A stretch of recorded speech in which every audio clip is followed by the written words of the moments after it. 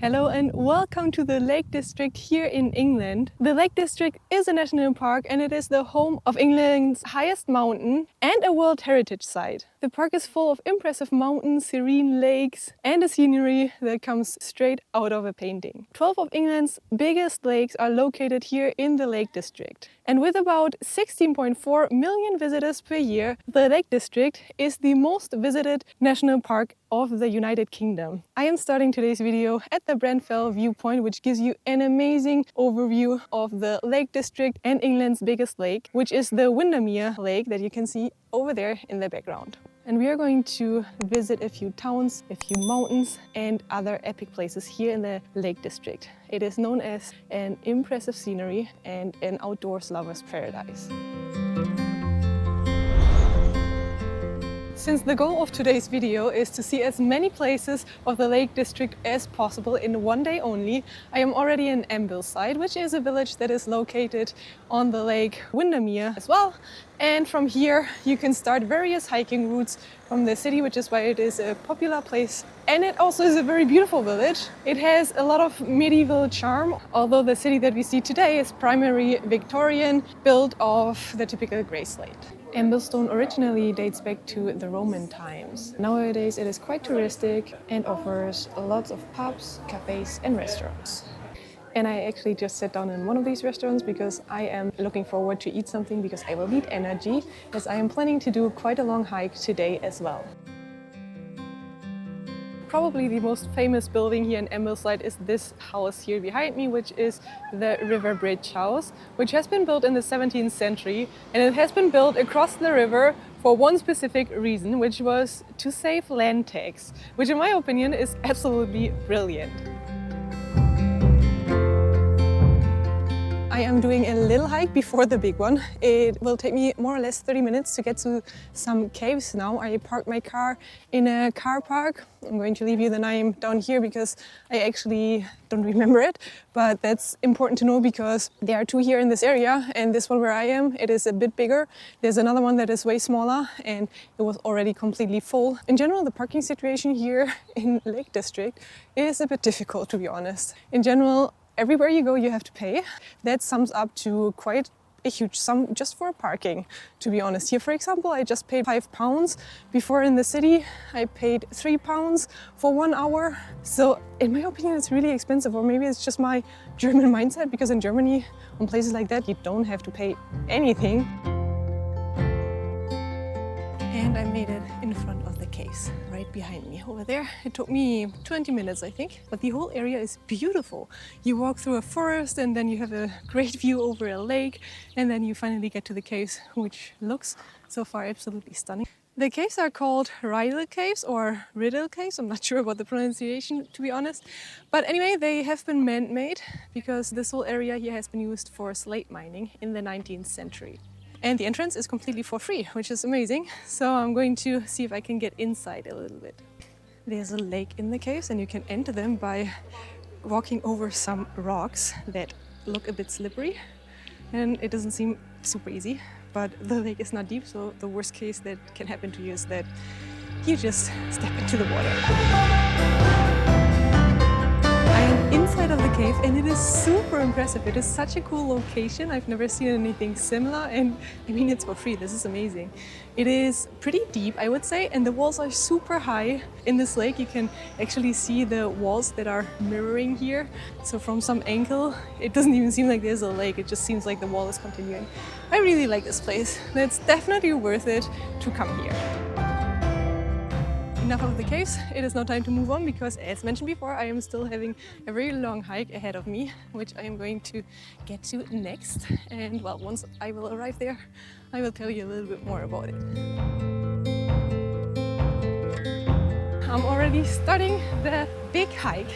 I have been thinking about doing 2 hikes, but since my time is very limited, I chose one that is not to the highest peak of England, which would be the Scafell Peak, because that one is at an altitude of 975 meters and it looks beautiful. The views from up there seem to be stunning, but I found another hike that looks a bit more epic, to be honest, at least the views from up there. And it is almost as high as well. It is at a peak of 952 meters, and it is the Helvellyn hike. Another reason why I chose this hike is because also a few days ago I did already one hike to the highest peak of Wales in Snowdonia, which was really great as well. But therefore I decided I've already been up more than 1000 meters, and if I can go on a slightly lower altitude, maybe that's better for my legs, because I still feel a little bit sore, to be honest. There are various routes that you can take up to the peak. I started my hike in Thirlmere, which is supposedly the easiest hike, and it is very well accessible. There is a parking area that costs you £4 for up to 5 hours. And also there's a bathroom up there, so it's a good starting point, I think. From what I've heard is that the first part is quite steep. You might already hear it. I'm a little bit out of breath already. I'm planning to do a circular route that is about 15 kilometers long.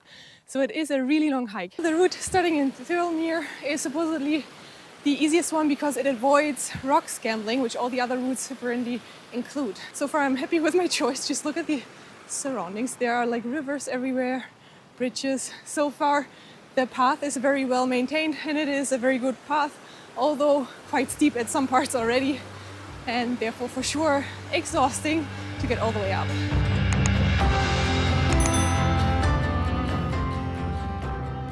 From up here I can see a very long way. I can have a great view over a lake. I can even get to see the parking where I started, and the higher I get, the better are the views. But it is exhausting, I'm not going to lie. You have to know what you are up to if you're going to do this hike. It is super steep, and then this whole hike so far is like a staircase on stones, on rocks. It is well made, that's for sure, but it's exhausting due to the incline. I'm sweating. The sun is making it worse. I am super hot, but I'm not complaining about the sun, because thanks to that I am enjoying these insanely beautiful views. Okay, I was not able to talk for a long time because it was so exhausting, so tiring. It was really hard, to be honest. I felt like this incline never ended. It was getting higher and higher, and even though sometimes I was like, oh, there's the end, and then I got to that point and it was continuing. And even now, I mean, look at that. This is the way I need to go. It's not the end yet. I'm still going higher, but I think the worst part is now finally over. This is honestly absolutely mind-blowing. Just look at that peak over there behind me, and that path that goes along that peak. That's what this area here is famous for, that you have like super steep peaks that are super steep on both sides, and on top of them there are paths that you can hike along. There are so many hikes here in this area, and this view is just epic. This is, I think, one of the best mountain views in Europe I've ever seen. And with that view, I am also now going to have a little break and eat something, because I think I need some more energy to continue my hike. By the way, it is getting a bit chilly, that is why I put my sweater back on. I now reached the marker of the highest point of the Helvellyn hike, and look at that. I wasn't expecting it to get even better, but it did. This is absolutely stunning. Now I'm curious to hear what you guys think. Do you think it's worth it to come all the way up? Would you actually do the same? Let me know your thoughts in the comment section below.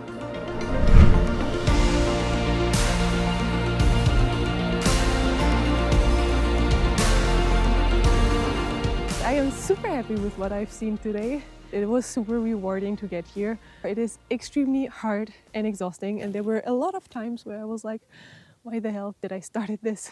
But now I know it was worth it.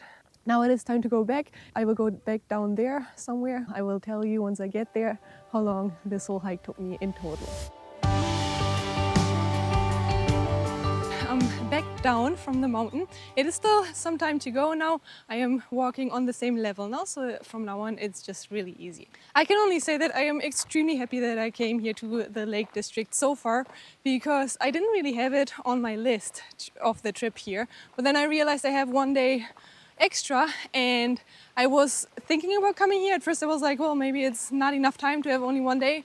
But anyway, I think so far I'm making the most out of this one day, and I am just happy that I decided to come here, because this was absolutely epic. I liked everything I saw today, but this one here was, I think, my favorite. Also the way down, it was less steep than the way up, but just as beautiful. I had a view over the same lake as before, but from a completely different angle, and it was absolutely stunning as well. Of course, you can also do this whole hike the other way around, differently than I did it now. I personally prefer to do the hardest part first and to go up extremely steep but a bit quicker than to go up a way longer way but less inclined. That loop that I took back now, it is longer than the hike up that I took. And therefore, I'm not sure whether it would be easier, even though the incline is not as hard. But I'm not sure, because you would need much more time to go all this way up, so I'm not sure if that would actually be easier. I personally think it's completely up to you. It is absolutely personal preference. Whatever you prefer, you should do that. And well, there's no right or wrong here. And I finally made it back to the car park. It took a long time and it was a tough hike, but actually I was faster than expected. In total, this hike took me 4 hours and 10 minutes, which I think is quite good for such a long hike. But I also have to admit that I walked down pretty fast because somehow I felt so hyped up there and I just had to get rid of some energy on the way down. I love this hike a lot and I highly recommend you to do the Helvellyn hike as well when you are here in the Lake District. Anyways, there's one last place that I want to show you and that I want to see today. So let's not waste any more time and get back into the car. And I am at the last spot for today, which is the Castlerigg Stone Circle.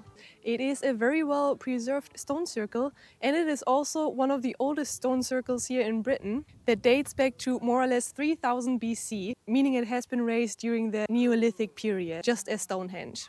But the special thing about this stone circle is the surroundings, clearly, because you get epic mountain views from here, and that is what makes this stone circle so dramatic and unique. You can even get the views of Helvellyn, where we've been before, which is somewhere here behind me, over there. And even though the stones here are way smaller than, for example, in Stonehenge, it is a really beautiful and unique location with a very special vibe and in a very unique and calm place. It is super peaceful here. There are quite a few people, but not as many, of course, as in Stonehenge.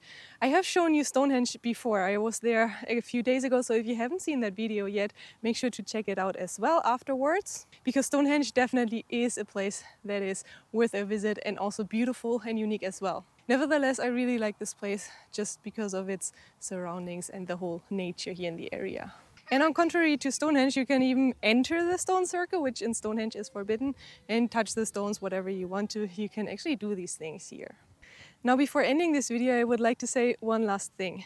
I've been here only one day and I've seen a lot of places, and one day for the Lake District definitely isn't enough, but in one day you can see a lot of epic places. And I think personally, if you have only a very little time and you are doubting if it is worth it to come here or not, go for that trip, because yes, it is absolutely worth it. I've done a lot of planning and organization ahead when I started to think about coming here, because obviously with a limited amount of time, you need to check out to which places you can go. The places cannot be too far away from each other and you don't want to make too big detours, which is why I chose places that are all on one way basically. I think the longest time that I had to drive from one place to another was 15 minutes, which really isn't a lot.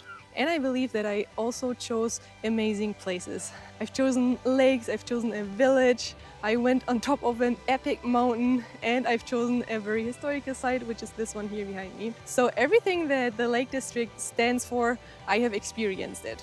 And I think I did a pretty good job with planning this itinerary. Now, if you've already been to the Lake District and you have some other recommendations or things that you think people must see, make sure to drop them in the comment section below, because this can also be very helpful for the audience, for other people who are planning a trip to the Lake District. I really hope that you also enjoyed this video, and I hope you feel inspired now to come here to the Lake District in England as well. And if you enjoyed the video, make sure to leave me a thumbs up, because you're going to support my work a lot. And also subscribe to the channel, because there are further videos of the UK coming up, and of course further adventures around the world. So I hope to see you in the next one.